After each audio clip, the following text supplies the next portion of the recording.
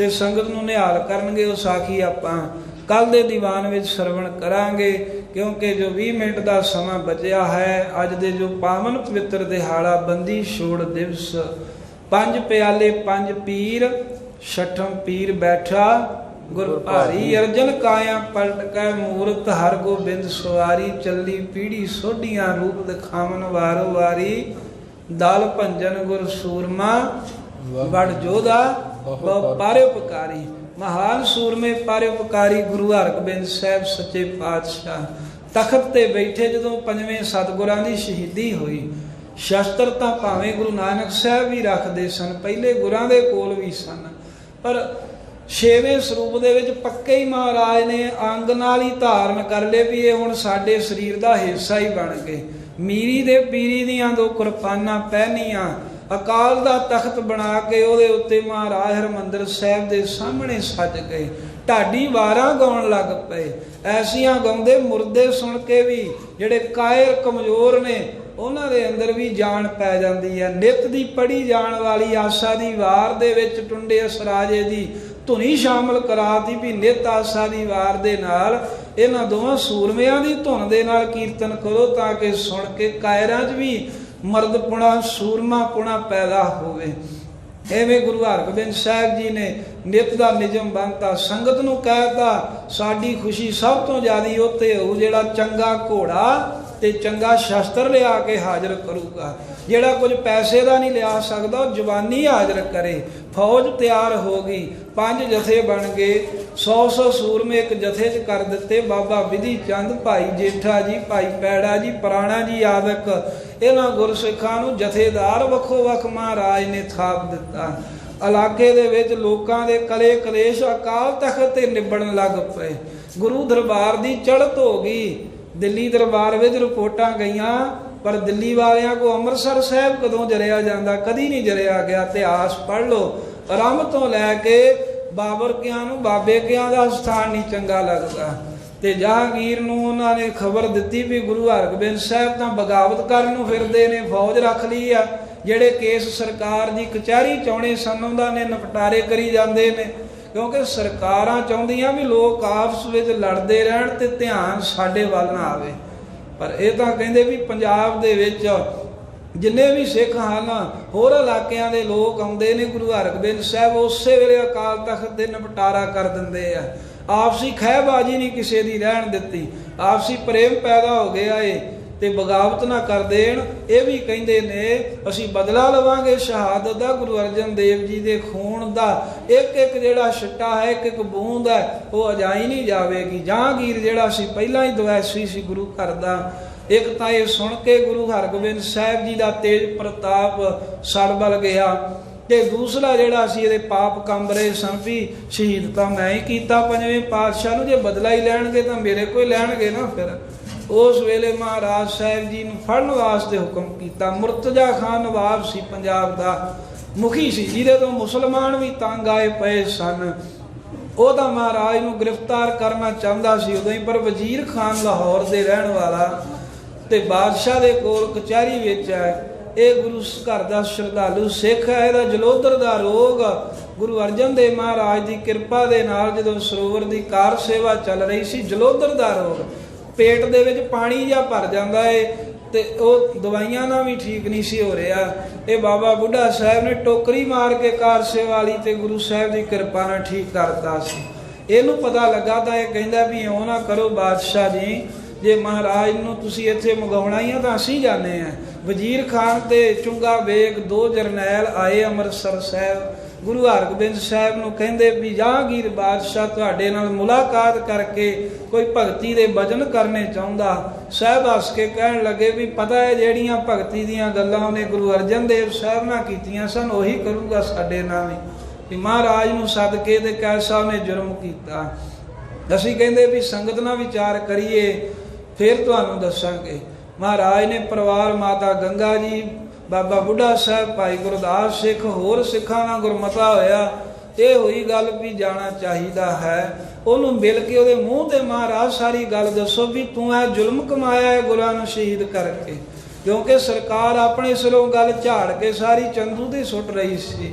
महाराज तैयार हुए, चल के पहुँचे दिल्ली, जिथे मजनू टिला गुरुद्वारा साहब है। ये मजनू वो नहीं जिहड़ा शरीरां दे मोह विच मर गया सी, ये मजनू है एक गुरु नानक साहब जी का प्रेमी सिख। जो गुरु नानक देव साहब दिल्ली गए सन, जमुना के कंढे ते कीर्तन करते महाराज दे शब्द सुने तां प्रेम विच मगन हो गया।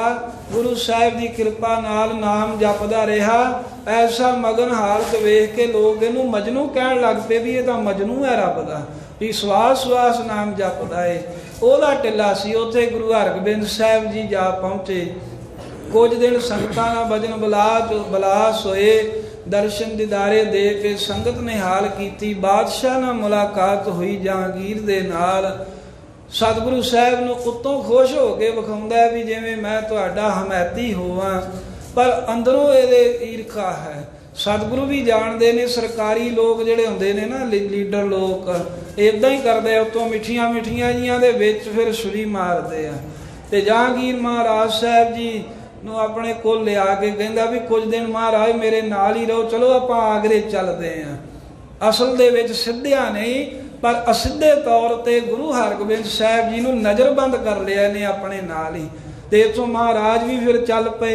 आगरे पहुँचे जदों तां एकदम हुक्म किया भी ग्वालियर के किले विच महाराज नूं लै जाओ। ग्वालियर के किले विच लिजा करके ते गुरु हरगोबिंद साहब जी नूं कैद कर दिता गया। ते इत्थे प्रिंसीपल गंगा सिंह ने कुछ उदाहरण लिखियां बड़ियां सोहणियां। कहंदे भी असल विच गुरु हरगोबिंद साहब महाराज साहब जी ग्वालियर की कैद विच आए। कहंदे भी वो भी भला ही होना सी कईयां दा। ਉਹਦਾ ਕਾਰਨ ਕੀ ਹੈ ਵੀ ਜਦੋਂ ਸੀਤਾ ਨੂੰ ਚੁੱਕ ਕੇ ਰਾਵਣ ਅਸ਼ੋਕ ਵਾਟਕਾ 'ਚ ਲੈ ਕੇ ਆਇਆ, ਕਹਿੰਦੇ ਜੇ ਸੀਤਾ ਜੀ ਅਸ਼ੋਕ ਵਾਟਕਾ ਵਿੱਚ ਨਾ ਆਉਂਦੇ ਤਾਂ ਕੀ ਪਤਾ ਸੀ ਵੀ ਕਿੰਨੀਆਂ ਹੋਰ ਇਸ ਦੇਸ਼ ਦੀਆਂ ਜਿਹੜੀਆਂ ਔਰਤਾਂ ਉਹਨਾਂ ਦੇ ਸੱਤ ਭੰਗ ਹੁੰਦੇ ਰਹਿੰਦੇ। ਬਹਾਨਾ ਬਣਨਾ ਸੀ ਤੇ ਉਹ ਪਾਪੀ ਨੇ ਮੂਰਖ ਰਾਵਣ ਨੇ ਮਾਰਿਆ ਜਾਣਾ ਸੀ। ਜੇ ਕਹਿੰਦੇ ਸ੍ਰੀ ਮਾਤਾ ਦੇਵਕੀ ਜੀ ਕ੍ਰਿਸ਼ਨ ਦੀ ਮਾਤਾ ਜੀ ਕੰਸ ਦੀ ਕੈਦ ਵਿੱਚ ਨਾ ਪੈਂਦੇ, कैद दे विच कृष्ण जी का जन्म ना होंदा, की पता सी भी कंस ने होर किन्ने मजलूमां नूं इदां ही कैद खाने च पा के रोल देना सी। एक बहाना ही बनना सी। देवकी माता जी कैद विच पए, कृष्ण का जन्म होया ते कंस का अंत होया। कंस केसी पकड़ गिराया। उस वेले ये खेड़ वरती। कहंदे भी जे इब्राहिम जी नामरूद की बाली हुई कोलियां दी अग दे उत्ते नंगे पैरी ना तुरदे, शरीर ते कष्ट ना झलदे, की पता सी भी किन्ने लोकां दे घरां नूं अग दे नाल साड़िया जाना सी। इसे तरह क्योंकि आम लोगों ने जो लोग सताउंदियां ने ना सरकारां, उन्हां दा कोई बहुता फर्क नहीं पैंदा, पर जो कोई धर्मी पुरखां नूं सताउंदियां ने ना फिर वो साध संगत जी समाज दे विच एक बदलाव लै आउंदियां। जो किसी सतपुरख दे नाल किसी महापुरख दे नाल धक्का कीता जांदा है, फिर सरकारां हिलदियां ने। आम लोग तां लखां मार देण सरकार नूं फिर भी कोई फर्क नहीं पैंदा। इवें ही गुरु हरगोबिंद साहब जी ने ग्वालियर की कैद विच जाना सी, तां ही 52 राजे जिहड़े मरण तੀਕਰ कैद कीते गए सन, उन्हां दा छुटकारा होना। सतगुरु साहब 5 सिखां दे समेत गए। बाकी जिहड़ा दल सी वो महाराज दे सूरमे उन्होंने आगरे ठहरा दिता भी तुसीं इत्थे रहो। ग्वालियर के किले विच महाराज कैद हो गए। सतगुरु कैद होए तो बाहर सिख तो उदास होए ने, पर जदों जेल दे विच गए तो अंदर कैदी खुश हो गए। वेखो बाहर सिखां विच उदासी है भी साडे गुरां नूं इन्हां ने कैद खाने च पाया है, अंदर वालियां नूं खुशी है भी गुरु हरगोबिंद साहब जेल च आए ने, हुण साडा भी भला हो सकता है। उसदा कारण सी, कारण यह है भी जिहड़े 52 राजे सन, रजवाड़े लोग शामिल सन, 22 धार दीआं रियासतां दे, उन्हां नूं मिठा जहर दिंदा, धीमा जहर दिता जांदा सी रोज़ खाने दे नाल। खाना भी जिहड़ा 8 पैरी थोड़ा थोड़ा तरसा के रोटी दिंदे, पानी भी तरसा के पियाउंदे। इत्थों तੀਕਰ भी सूरज की रोशनी भी बहुता समा नहीं सी वेखण दिंदे, उन्होंने बहुता समा बंद रखिया जाता। तो यह साइंस कहती है भी जिहड़ा बंदा बहुता समा सूरज की रोशनी तो लांभे रहे, उहदियां अखां ऐसियां कमज़ोर हो जांदियां भी फिर उन्होंने चिट्टा चानण भी जिहड़ा है ना वो वेखना नसीब नहीं होंदा, उहदियां अखां दे पार पैंदा। अन्निया करना चाहुंदे ने ਧੀਮਾ ਜ਼ਹਿਰ ਦੇ ਕੇ ਮਾਰਨਾ ਚਾਹੁੰਦੇ ਨੇ, ਕੱਪੜੇ ਪਾਟੇ ਨੇ, ਸਿਰ ਦੇ ਵਿੱਚ ਜੜਾਵਾਂ ਪਈਆਂ ਹਨ, ਖਾਣ ਨੂੰ ਕੁਝ ਨਹੀਂ, ਪਹਿਨਣ ਨੂੰ ਕੁਝ ਨਹੀਂ ਹੈ, ਅੱਡੀਆਂ ਘਸਾ ਕੇ ਤੁਰਦੇ ਨੇ, ਨਿੱਤ ਮਰਦੇ ਨੇ ਤੇ ਮਰਨ ਵਾਸਤੇ ਹੀ ਇਦਾਂ ਉਹਨਾਂ ਨਾਲ ਕੀਤਾ ਜਾ ਰਿਹਾ। ਪਰ ਜਦੋਂ ਗੁਰੂ ਹਰਗੋਬਿੰਦ ਸਾਹਿਬ ਦੇ ਦਰਸ਼ਨ ਹੋਏ, ਉਹਨਾਂ ਦੇ ਮਨਾਂ ਦੇ ਵਿੱਚ ਚਾਹ ਪੈਦਾ ਹੋ ਗਿਆ। ਸਤਿਗੁਰੂ ਸਾਹਿਬ ਜੀ ਆਏ, ਸਤਿਗੁਰਾਂ ਨੇ ਇੱਥੇ ਦੀਵਾਨ ਆਰੰਭ ਕਰ ਦਿੱਤਾ, ਕਥਾ ਕੀਰਤਨ ਹੁੰਦਾ ਹੈ। ਗੁਰੂ ਹਰਗੋਬਿੰਦ ਸਾਹਿਬ ਆਪ ਇਹਨਾਂ ਨੂੰ ਇਹ ਗੁਰਬਾਣੀ ਦੇ ਜਾਪ ਸੁਣਾਉਂਦੇ ਨੇ। ਸਹਿਜੇ ਸਹਿਜੇ ਕਰਕੇ ਉਹਨਾਂ ਰਾਜਿਆਂ ਦੇ ਸਰੀਰਾਂ 'ਚ ਜਾਣ ਪਈ। ਫਿਰ ਜਿਹੜੀ ਰਸਤ ਮਹਾਰਾਜ ਲਈ ਬੰਨੀ ਸੀ ਸਰਕਾਰ ਵੱਲੋਂ, ਹਰੀਦਾਸ ਜੇਲਰ ਉਹ ਗੁਰੂ ਘਰ ਦਾ ਸ਼ਰਧਾਲੂ ਸੀ। ਮਹਾਰਾਜ ਸਾਹਿਬ ਦਾ ਵੇਖ ਕੇ ਹੋਰ ਪ੍ਰੇਮੀ ਬਣ ਗਿਆ ਤੇ ਸਤਿਗੁਰਾਂ ਨੂੰ ਰਸਤ ਲੈ ਕੇ ਆਇਆ। ਜਦੋਂ ਪਹਿਲੇ ਦੇਣੀ ਤਾਂ ਮਹਾਰਾਜ ਕਹਿੰਦੇ ਵੀ ਅਸੀਂ ਤਾਂ ਨਹੀਂ ਸਰਕਾਰ ਦਾ ਅਨਾਜ ਖਾਣਾ, ਅਸੀਂ ਇਹਨਾਂ ਦੀ ਰਸਤ ਜਿਹੜੀ ਹੈ ਇਹਦਾ ਖਰਚ ਨਹੀਂ ਕਰਨਾ, ਪਰ ਜੋ ਤੂੰ ਲਿਆਉਣਾ ਹੈ ਉਹ ਅਸੀਂ ਲਵਾਂਗੇ ਜ਼ਰੂਰ। ਤੇ ਸਾਡੇ ਹਿੱਸੇ ਦੀ ਰਸਤ ਜਿਹੜੀ ਹੈ ਇਹਦਾ ਲੰਗਰ ਬਣਾ ਕੇ ਇਹਨਾਂ 52 ਕੈਦੀਆਂ ਨੂੰ ਛਕਾਇਆ ਜਾਵੇ ਅੱਜ ਤੋਂ। ਇਸੇ ਤਰ੍ਹਾਂ ਹੁੰਦਾ ਹੈ, ਰਸਤ ਮਹਾਰਾਜ ਦੇ ਹਿੱਸੇ ਦੀ ਆਉਂਦੀ ਹੈ, ਲੰਗਰ ਪੱਕਦਾ ਹੈ, ਗੁਰੂ ਸਾਹਿਬ ਨਹੀਂ ਛਕਦੇ, ਉਹਨਾਂ 52 ਕੈਦੀਆਂ ਨੂੰ ਛਕਾਇਆ ਜਾਂਦਾ। ਮਹਾਰਾਜ ਫਿਰ ਤੁਸੀਂ ਕਿਵੇਂ ਭੋਜਨ ਛਕੋਗੇ? ਸਾਹਿਬ ਕਹਿੰਦੇ ਸਾਡੇ ਸਿੱਖ ਜਿਹੜੇ ਨੇ ਇਹਨਾਂ ਨੂੰ ਜੇਲ੍ਹ ਤੋਂ ਬਾਹਰ ਅੰਦਰ ਆਉਣ ਜਾਣ ਦੀ ਆਗਿਆ ਦਿੱਤੀ ਜਾਵੇ, ਕਿਉਂਕਿ ਉਹ ਆਪਣੀ ਮਰਜ਼ੀ ਨਾਲ ਹੀ ਸਤਿਗੁਰਾਂ ਨੂੰ ਆਏ ਸਨ, ਉਹਨਾਂ ਨੂੰ ਕੋਈ ਕੈਦ ਨਹੀਂ ਸੀ। ਇਸ ਕਰਕੇ ਆਗਿਆ ਮਿਲ ਗਈ। ਸਿੱਖ ਭਾਈ ਪੈੜਾ ਪੁਰਾਣਾ ਜੇਠਾ ਆਦਿਕ ਜਾਂਦੇ ਨੇ, ਬਾਹਰ ਮਜ਼ਦੂਰੀ ਕਰਦੇ ਨੇ, ਕੁਝ ਰੁਪਏ ਪੈਸੇ ਹੁੰਦੇ ਨੇ, ਉਹਦੀ ਰਸਤ ਲਿਆਉਂਦੇ ਨੇ, ਫਿਰ ਭੋਜਨ ਬਣਦਾ, ਉਹ ਗੁਰੂ ਹਰਗੋਬਿੰਦ ਸਾਹਿਬ ਛਕਦੇ ਨੇ। ਇੱਦਾਂ ਬਹੁਤ ਸਮਾਂ ਲੰਘ ਗਿਆ। ਸੰਗਤ ਦੇ ਵਿੱਚ ਤਾਂ ਇਹ ਫੈਲਾਈ ਗਈ ਗੱਲ ਵੀ ਮਹਾਰਾਜ ਸਾਹਿਬ ਨੂੰ ਭੇਜਿਆ ਉੱਥੇ ਤਪ ਕਰਨ ਤਾਂ ਕਿ ਜਹਾਂਗੀਰ ਬਿਮਾਰ ਹੈ, ਠੀਕ ਹੋ ਜੇ। ਪਰ ਇਹ ਪਤਾ ਲੱਗ ਚੁੱਕਾ ਸੀ ਵੀ ਉਹ ਕੋਈ ਤਪ ਕਰਨ ਵਾਲੀ ਜਗ੍ਹਾ, ਜੇ ਤਪ ਹੀ ਕਰਾਉਣਾ ਹੁੰਦਾ ਆਪਣੇ ਮਹਿਲਾਂ 'ਚ ਵੀ ਕਰਾ ਸਕਦਾ ਸੀ ਬੇਨਤੀ ਕਰਕੇ। ਉਹ ਤੇ ਕੈਦਖਾਨਾ ਵੀ ਉਹ ਜਿੱਥੇ ਗਿਆ ਕਦੀ ਕੋਈ ਵਾਪਸ ਮੁੜਿਆ ਹੀ ਨਹੀਂ ਹੈ, ਉਹਦੀ ਲੋਥ ਹੀ ਬਾਹਰ ਆਉਂਦੀ ਹੈ, ਜਿਉਂਦਾ ਬਾਹਰ ਨਹੀਂ ਆਉਣ ਦਿੰਦੇ। ਸਿੱਖ ਜਿਹੜੇ ਸਨ ਘਾਬਰਨ ਲੱਗ ਪਏ। ਬਾਬਾ ਬੁੱਢਾ ਸਾਹਿਬ ਭਾਈ ਗੁਰਦਾਸ ਜੀ ਨੇ ਜ਼ਿੰਮੇਵਾਰੀ ਸੰਭਾਲੀ, ਇਹ ਨਾ ਹੋਏ ਵੀ ਜਿਹੜੇ ਮੀਣੇ ਆ ਉਹ ਸੰਗਤ ਨੂੰ ਗੁੰਮਰਾਹ ਕਰਕੇ ਆਪਣੇ ਵੱਲ ਲੈ ਜਾਣ। ਪ੍ਰਭਾਤ ਫੇਰੀਆਂ, ਸ਼ਬਦ ਚੌਂਕੀਆਂ ਆਰੰਭ ਕੀਤੀਆਂ ਹਰਿਮੰਦਰ ਸਾਹਿਬ ਅੰਮ੍ਰਿਤ ਵੇਲੇ, ਅਤੇ ਸ਼ਾਮ ਨੂੰ ਸ਼ਬਦ ਚੌਂਕੀ ਜਿਹੜੀ ਹੈ ਉਹ ਬਾਬਾ ਬੁੱਢਾ ਸਾਹਿਬ ਜੀ ਨੇ ਆਰੰਭ ਕਰਕੇ ਗੁਰਬਾਣੀ ਦੇ ਸ਼ਬਦ ਪੜ੍ਹ ਕੇ ਸੰਗਤ ਨੂੰ ਜੋੜਿਆ। ਅੱਜ ਵੀ ਉਹ ਮਰਿਆਦਾ ਚੱਲਦੀ ਹੈ। ਫਿਰ ਇੱਕ ਘਰ ਚੋਂ ਦੂਜੇ ਘਰ ਭੇਜਣਾ ਸ਼ੁਰੂ ਕਰਤਾ, ਇੱਕ ਪਿੰਡ ਤੋਂ ਦੂਸਰੇ ਪਿੰਡ ਭੇਜਣੀਆਂ ਚੌਂਕੀਆਂ ਸ਼ੁਰੂ ਕਰਤੀਆਂ, ਤੇ ਇੱਕ ਸ਼ਹਿਰ ਤੋਂ ਦੂਸਰੇ ਸ਼ਹਿਰ। ਇੱਥੋਂ ਤੀਕਰ ਬਾਬਾ ਬੁੱਢਾ ਸਾਹਿਬ ਇੱਕ ਦਿਨ ਸੰਗਤ ਲੈ ਕੇ ਗਵਾਲੀਅਰ ਹੀ ਪਹੁੰਚ ਗਏ। ਕਿਲੇ ਦੀ ਪਰਿਕਰਮਾ ਕੀਤੀ, ਨਮਸਕਾਰਾਂ ਕੀਤੀਆਂ, ਗੁਰੂ ਹਰਗੋਬਿੰਦ ਸਾਹਿਬ ਨਾਲ ਮੁਲਾਕਾਤ ਕੀਤੀ। ਸਤਿਗੁਰੂ ਸਾਹਿਬ ਜੀ ਕਹਿਣ ਲੱਗੇ ਸਨ, ਬਾਬਾ ਜੀ ਕੋਈ ਨਹੀਂ, ਜ਼ਿੰਮੇਵਾਰੀ ਸੰਭਾਲੋ, ਗੁਰੂ ਨਾਨਕ ਸਾਹਿਬ ਭਲੀ ਕਰਨਗੇ, ਅਸੀਂ ਛੇਤੀ ਆਵਾਂਗੇ। ਤੁਸੀਂ ਆਗਰੇ ਚਲੇ ਜਾਓ, ਇੱਥੇ ਦਲ ਹੈ ਆਪਣਾ ਸਾਰਾ, ਉਹ ਦਲ ਨੂੰ ਲੈ ਕੇ ਤੁਸੀਂ ਦਿੱਲੀ ਪਹੁੰਚੋ, ਅਸੀਂ ਫਿਰ ਤੁਹਾਡੇ ਨਾਲ ਉੱਥੇ ਹੀ ਮਿਲਾਪ ਕਰਾਂਗੇ। ਬਾਬਾ ਬੁੱਢਾ ਸਾਹਿਬ ਦਲ ਦੇ ਜਥੇਦਾਰ ਬਣ ਕੇ ਆਗਰੇ ਤੋਂ ਸਾਰਾ ਦਲ ਪੰਥ ਲੈ ਕੇ ਦਿੱਲੀ ਆ ਗਏ ਸਨ।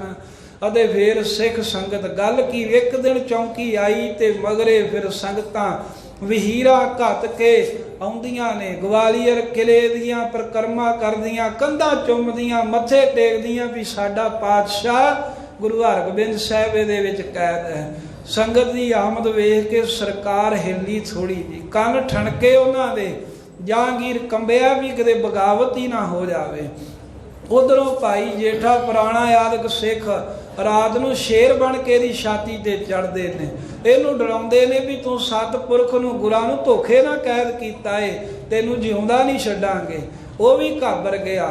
ਤੀਸਰਾ ਉਧਰ ਸਾਈਂ ਮੀਆਂ ਮੀਰ ਲਾਹੌਰ ਤੋਂ ਚੱਲ ਕੇ ਪਹੁੰਚਿਆ ਜਹਾਂਗੀਰ ਦੇ ਕੋਲ, ਤੇ ਇਹ ਗੁਰੂ ਸਾਹਿਬ ਨੂੰ ਰਿਹਾ ਕਰਾਉਣਾ ਚਾਹੁੰਦੇ ਸਨ। ਕੁਝ ਹੋਰ ਇਹਦੇ ਨਾਲ ਫਕੀਰ ਵਜ਼ੀਰ ਖਾਨ ਵਰਗੇ ਚੰਗੇ ਚੰਗੇ ਬੰਦੇ, ਤੇ ਜੋ ਸਾਈਂ ਮੀਆਂ ਮੀਰ ਤਾਂ ਕਰਕੇ ਵੀ ਆਏ ਕਿਉਂਕਿ ਜੋ ਜਹਾਂਗੀਰ ਦੀ ਘਰ ਵਾਲੀ ਸੀ ਨਾ ਨੂਰ ਜਹਾਂ, ਉਹ ਸਾਧ ਸੰਗਤ ਜੀ ਪ੍ਰੇਮਣ ਸੀ, ਭਾਵ ਕਿ ਉਹਨੇ ਸਿੱਖਿਆ ਲਈ ਹੋਈ ਸੀ, ਉਹਨੇ ਉਪਦੇਸ਼ ਲਿਆ ਹੋਇਆ ਸੀ ਸਾਈਂ ਜੀ ਦੇ ਕੋਲੋਂ, ਤੇ ਭਜਨ ਮੰਨਦੀ ਸੀ।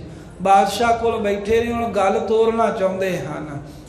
ਬਾਦਸ਼ਾਹ ਬਿਮਾਰ ਹੈ, ਔਰ ਜਹਾਂਗੀਰ ਉਹਨੇ ਆਪ ਹੀ ਕਿਹਾ, ਕਹਿਣ ਲੱਗਾ ਸਾਈਂ ਜੀ ਕੋਈ ਬ੍ਰਹਮ ਗਿਆਨੀ ਹੈ ਇਸ ਵੇਲੇ? ਕਹਿੰਦੇ ਤੇ ਬ੍ਰਹਮ ਗਿਆਨੀ ਦੇ ਲੱਛਣ ਕੀ ਹੁੰਦੇ ਉਹ ਦੱਸੋ। ਤੇ ਸਾਈਂ ਮੀਆਂ ਮੀਰ ਕਹਿੰਦੇ ਵੀ ਬ੍ਰਹਮ ਗਿਆਨੀ ਦੇ ਲੱਛਣ ਨੇ ਜਿਹੜਾ ਅਵਿਦਿਆ, ਅਸਮਤਾ, ਰਾਗ, ਦਵੈਸ਼, ਅਭਿਨਵੇਸ਼, ਇਹ 5 ਦੋਖਾਂ ਤੋਂ ਰਹਿਤ ਹੋਵੇ ਉਹ ਬ੍ਰਹਮ ਗਿਆਨੀ ਹੈ। ਕਹਿੰਦੇ ਕੋਈ ਹੈਗਾ ਇਸ ਸਮੇਂ? ਕਹਿੰਦੇ ਹੈਗੇ ਤੇ ਸਨ ਗੁਰੂ ਅਰਜਨ ਦੇਵ ਸਾਹਿਬ, ਪਰ ਤੂੰ ਉਹਨਾਂ ਨੂੰ ਖਤਮ ਕਰ ਦਿੱਤਾ। ਤੇ ਇੱਕਦਮ ਤਰਪ ਗਿਆ, ਕਹਿੰਦਾ ਪਹਿਲਾਂ ਕਿਉਂ ਨਾ ਦੱਸਿਆ? ਸਾਈਂ ਮੀਆਂ ਮੀਰ ਕਹਿਣ ਲੱਗੇ ਤੂੰ ਸੁਣਦਾ ਕਿਹਦੀ ਸੀ?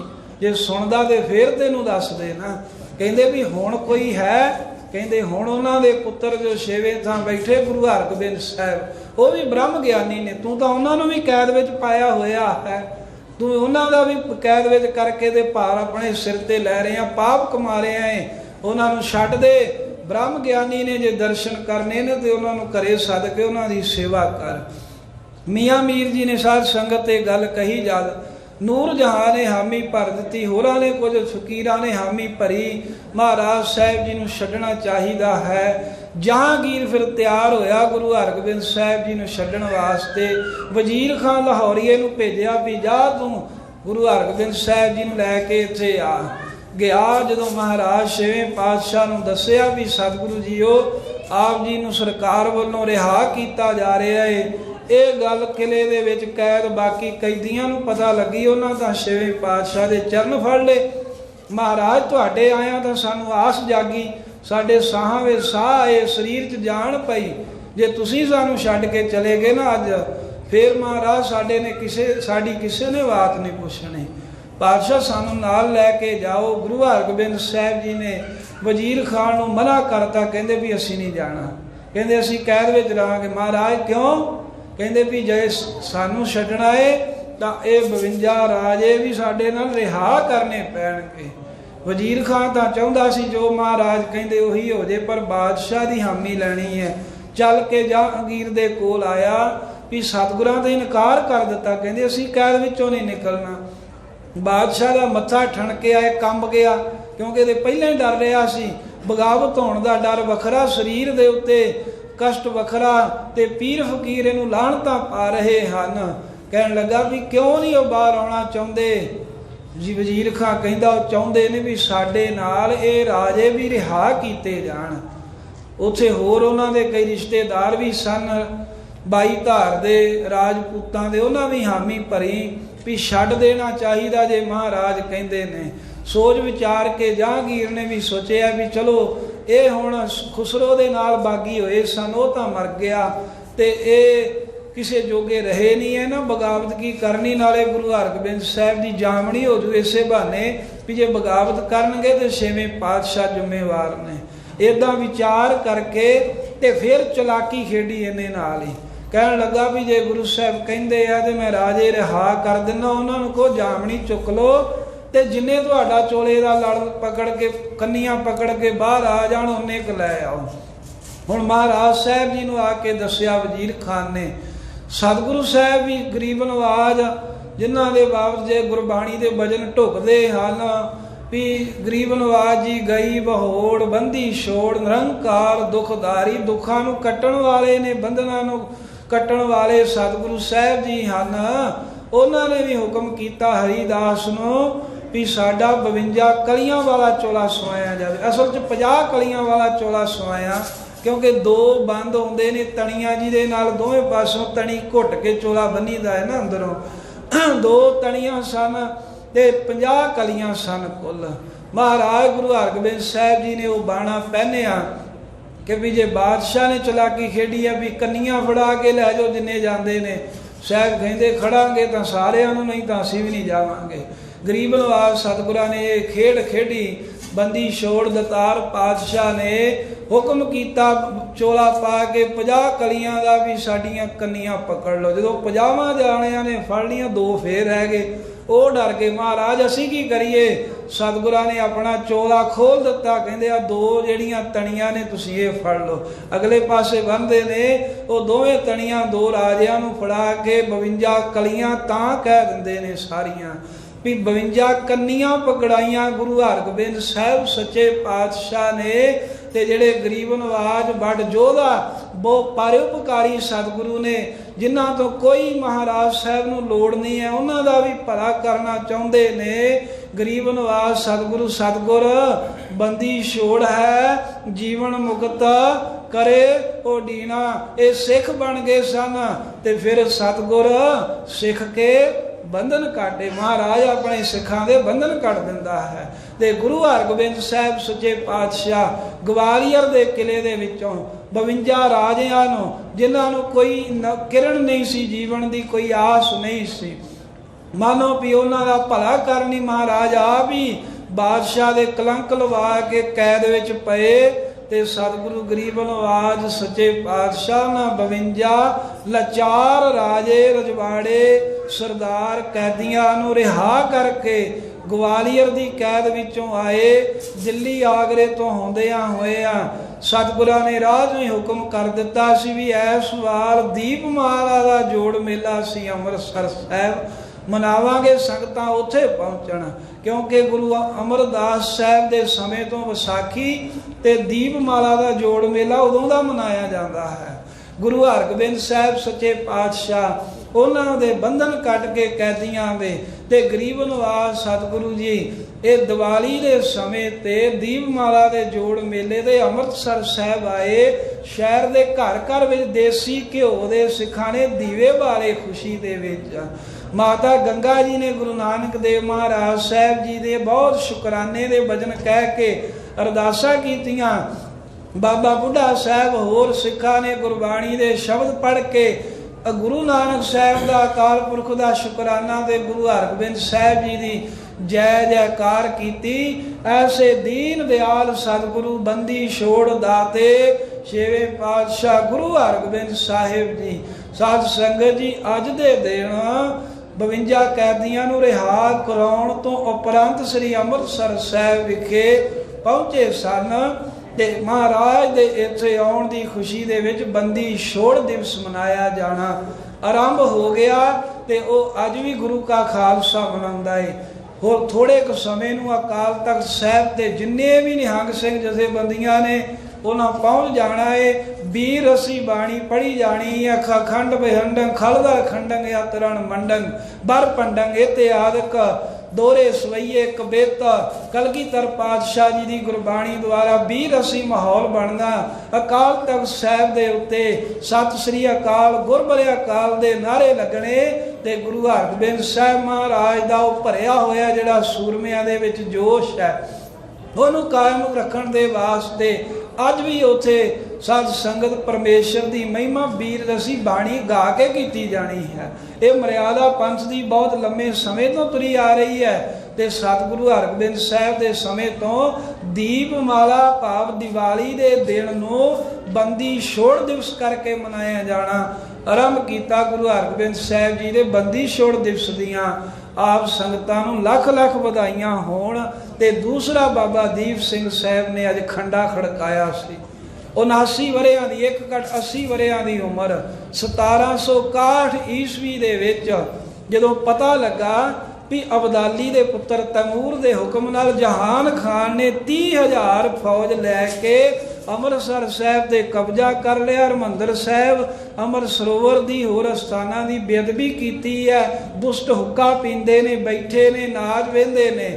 ਤਾਂ ਇਹ ਖਬਰ ਬਾਬਾ ਦੀਪ ਸਿੰਘ ਸਾਹਿਬ ਜੀ ਨੂੰ ਦਮਦਮੇ ਸਾਹਿਬ ਮਿਲੀ ਹੈ ਕਿਉਂਕਿ ਗੁਰੂ ਕਲਗੀਧਰ ਸਾਹਿਬ ਦੇ ਹੁਕਮ ਦੇ ਨਾਲ ਉੱਥੇ ਬਿਰਾਜਮਾਨ ਸਨ। 1682 ਦੇ ਵਿੱਚ ਜਨਮ ਹੋਇਆ ਬਾਬਾ ਭਗਤੂ ਦੇ ਘਰ ਮਾਤਾ ਜਿਉਣੀ ਦੀ ਕੁੱਖ ਪਿੰਡ ਪੋਵਿੰਡ। 18 ਸਾਲਾਂ ਦੇ ਸਨ ਅੰਮ੍ਰਿਤ ਛਕਿਆ। ਫਿਰ ਦਲ ਪੰਥ ਵਿੱਚ ਰਹਿ ਕੇ ਗੁਰੂ ਗੋਬਿੰਦ ਸਿੰਘ ਸਾਹਿਬ ਜੀ ਦੇ ਕੋਲ ਸ਼ਸਤਰ ਵਿਦਿਆ ਗੁਰਮੁਖੀ ਅਰਬੀ ਸੰਸਕ੍ਰਿਤ ਹੋਰ ਭਾਸ਼ਾਵਾਂ ਮਹਾਰਾਜ ਕੋਲ ਗੁਰੂ ਕੇ ਸਿੱਖਾਂ ਕੋਲ ਭਾਈ ਮਣੀ ਸਿੰਘ ਜੀ ਦੇ ਕੋਲ ਸਿੱਖੀ। ਫਿਰ ਗੁਰਾਂ ਦੇ ਹੁਕਮ ਨਾਲ ਆ ਗਏ ਵੀ ਤੁਹਾਨੂੰ ਸੱਦਾਂਗੇ ਨਾ ਜਿੰਨਾ ਚਿਰ ਉਹਨਾਂ ਚਿਰ ਸਾਡੇ ਕੋਲ ਨਾ ਆਏ ਹੋ। ਜਦੋਂ ਸਭ ਜੰਗਾਂ ਯੁੱਧਾਂ ਤੋਂ ਵਿਹਲੇ ਹੋਏ ਤੇ ਦਮਦਮੇ ਸਾਹਿਬ ਮਹਾਰਾਜ ਜੀ ਨੇ ਗੁਰੂ ਗ੍ਰੰਥ ਸਾਹਿਬ ਦੀ ਬਾਣੀ ਦਾ ਸਰੂਪ ਲਿਖਣ ਦੇ ਲਈ ਭਾਈ ਮਨੀ ਸਿੰਘ ਦੀ ਸਹਾਇਤਾ ਵਾਸਤੇ ਬਾਬਾ ਦੀਪ ਸਿੰਘ ਨੂੰ ਸੁਨੇਹਾ ਘੱਲਿਆ ਵੀ ਤੁਸੀਂ ਆਓ ਕਿਉਂਕਿ ਉਹਨਾਂ ਦੀ ਲਿਖਾਈ ਬੜੀ ਸੋਹਣੀ ਸੀ। ਤੇ ਮਹਾਰਾਜ ਸਾਹਿਬ ਜੀ ਦੇ ਕੋਲ ਜਿਹੜੇ 52 ਲਿਖਾਰੀ ਸਨ, 52 ਕਵੀ ਸਨ, ਉਹਨਾਂ ਦੇ ਵਿੱਚੋਂ ਭਾਈ ਮਨੀ ਸਿੰਘ ਤੇ ਬਾਬਾ ਗੁਰੂ ਗੋਬਿੰਦ ਸਿੰਘ ਸਾਹਿਬ ਕੋਲ ਲਿਖਾਰੀ ਸਨ ਜਿਹੜੇ ਉਹਨਾਂ ਸਾਰਿਆਂ ਚੋਂ ਬਾਬਾ ਦੀਪ ਸਿੰਘ ਸਾਹਿਬ ਦੀ ਲਿਖਾਈ ਭਾਈ ਮਨੀ ਸਿੰਘ ਦੀ ਸੁੰਦਰ ਸੀ। पर वड्डे सन भाई मनी सिंह जी, ਉਹ ਮਹਾਰਾਜ ਦੇ ਹੁਕਮ ਨਾਲ ਬਾਣੀ ਲਿਖਦੇ ਨੇ, ਕਲਮਾਂ ਘੜਨੀਆਂ, ਹੋਰ ਪ੍ਰਬੰਧ